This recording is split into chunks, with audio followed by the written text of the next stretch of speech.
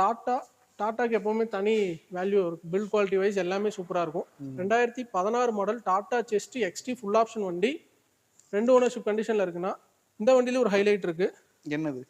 வண்டி எந்த accident replacement எதுவும் கிடையாது. இன்டீரியர் சூப்பராக இருக்கும். கம்பெனி ஹார்மேன் ஆடியோ சிஸ்டம் வந்துடும். ஸ்டேரிங் கண்ட்ரோல்ஸ் வந்துடும். சீட் கவர்ஸ் கம்பெனி ஒரிஜினாலிட்டியில் அப்படியே தானே இருக்குது. ஏசி நல்லா ஒர்க்கிங் கண்டிஷனில் இருக்குது. 2 கீ எல்லாமே வந்துடும். இந்த வண்டியில் ஓடிக்கிற கிலோமீட்டர் 20,000 கிலோமீட்டர் ஓடணும் வண்டியா?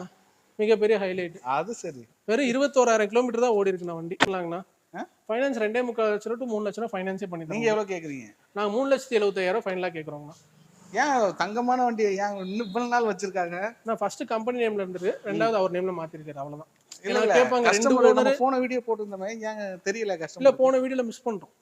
ஓ நம்ம வீடியோ எடுத்துட்டு வீடியோ மிஸ் பண்ணிட்டோம். ஆப்ஷன் பத்தி மட்டும் அந்த 2.25 டு 3 லட்சம் ரூபாய் பண்ணிக்கலாம். மாடல் இன்னொன்னா 2 ஓனர்ல எப்படி இவ்வளவு கிலோமீட்டர்னு கேட்பாங்க. நார்மலா ஒரு கார் எடுக்கிறவங்களோட ஒரு ஒரு டவுட்ல கேட்கறதான்னு வச்சுக்கோங்களேன். ஆனா 2010 சர்வீஸ் செக் பண்ணிட்டோம். 2020 வரைக்கும் வெறும் 11,000 கிலோமீட்டர் வரைக்கும் தான் என்ட்ரி இருக்குன்னு வச்சுக்கோங்க. அது என்ன மாடல் சொன்னீங்க? 16 மாடல். 16. ஃபர்ஸ்ட் ஓனர் வந்து கம்பெனி, அவங்க பேர்ல இருந்து திரும்ப இவங்க இண்டிவிஜுவல் நேம்க்கு மாத்திட்டாங்க. அது பேர்ல ரொம்ப சகசமா நடக்குது. கம்பெனி பேர்ல எடுத்துட்டு மாத்துறது அப்புறமாட்டி மாத்தி வெளியில ஏன்னா 2 ஓனர்ல இவ்வளவு தான் கிலோமீட்டர் ஓடி இருக்குன்னு கேட்பாங்க. அவங்களுக்கு உண்டான எக்ஸ்பிளனேஷன்